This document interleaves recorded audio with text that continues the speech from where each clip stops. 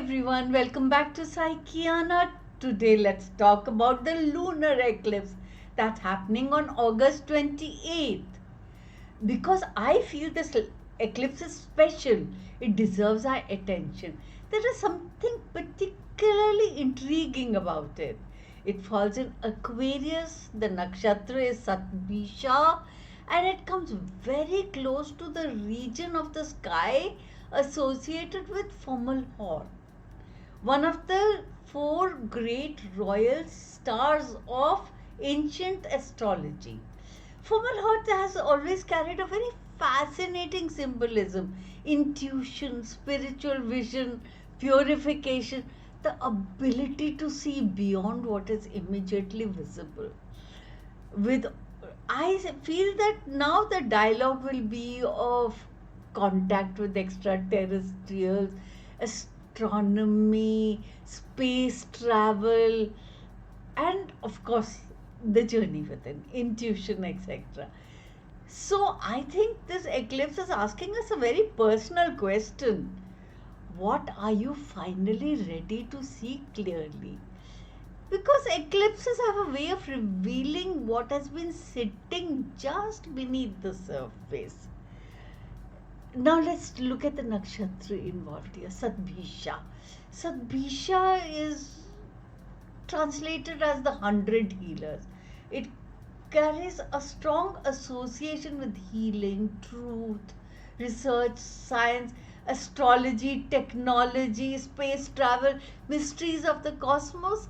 There is something very Aquarian about Sadvisha. It wants to know, it wants to investigate, and it wants to look beyond the obvious answer and ask, but what is really going on here?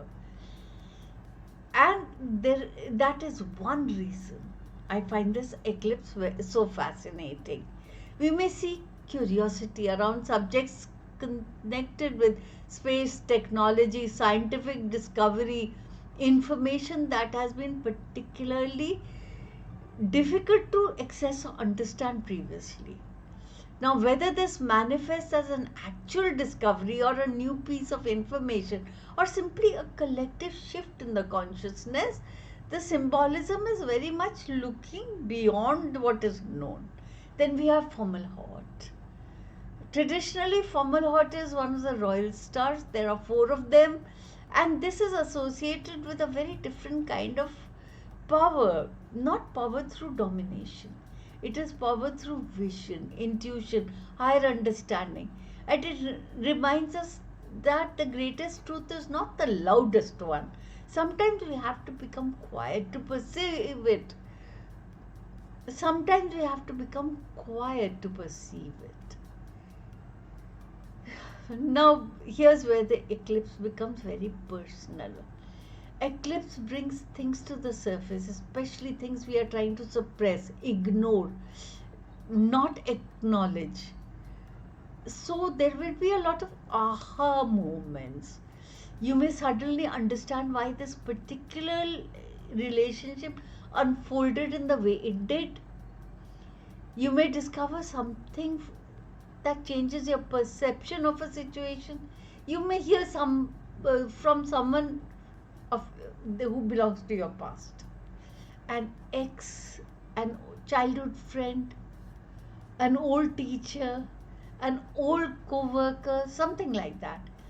Or you simply may have an inner realization, a very quiet moment when you say, okay, that was it, now I understand.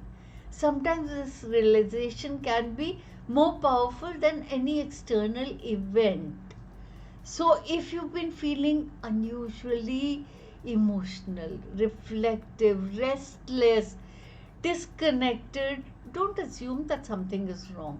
Sometimes an old emotional pattern has to surface to help you release it. An eclipse is not necessarily about something being taken away from you. It is actually showing you that you no longer need to carry this into your future. Now let's move from the personal to the collective. We are also seeing a fascinating story developing between Ketu in Magha and its relationship with Regulus, another one of those great royal stars. Magha is deeply connected with ancestry, authority, lineage, tradition, and seats of power. So, when you have Ketu, the planet of detachment and separation and karmic release, moving through the territory, I think we need to pay attention. You know what Ketu does? It strips the illusion around power. So there can be celebrities, politicians, great leaders who occupy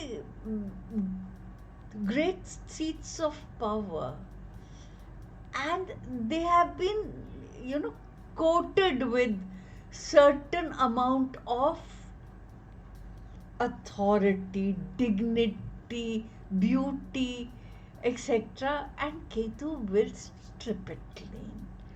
It'll expose what is no longer sustainable. It'll bring endings.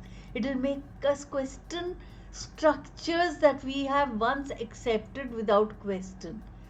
On the collective level, this can translate to shifts of leadership, changing political equations, questions around authority, and greater public awareness of what may have been happening behind the scenes. I think we saw a small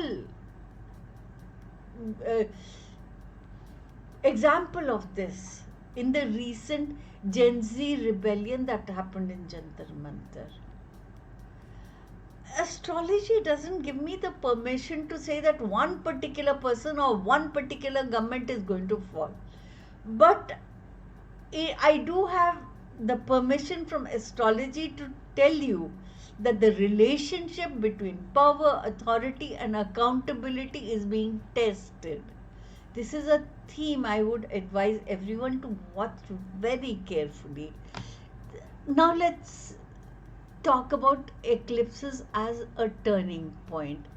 This is a movement between shadow and light. And that is the deeper meaning of a particular eclipse. If you've been experiencing an inner shift recently, or maybe you feel that you are no longer the same person you were a few months ago, you are actually responding to the larger cycle of change that is happening right now. Old identities can become uncomfortable, old relationships can need new boundaries, old beliefs may stop making sense anymore. And sometimes what feels like confusion is actually recalibration. You are not necessarily lost, you are simply outgrowing an old version of yourself. So rather than trying to force clarity or trying to fit in into the old mold, allow this eclipse to work through you, to reveal things on in its own time. Observe, listen, pay attention to your dreams, notice what repeatedly comes up in your awareness, and most importantly, don't be afraid of what you are going to discover, because the purpose of illumination is not to frighten us, it is to set us free. So as we move through the August 28th lunar eclipse, I would encourage you to ask three simple questions. What truth am I ready to acknowledge? What am I ready to release? And what new version of myself is waiting to emerge? An eclipse carries a beautiful message. This one carries the message of healing, discernment, awakening. And perhaps the greatest transformation is not going to happen in the world around us, it's going to happen within us. Thank you so much for being with me on Psychiana. I hope you enjoyed this video, and if you did, like, share, and subscribe. Just remember, astrology does not take away our free will. The journey is still ours to make. and I'll see you in the next video.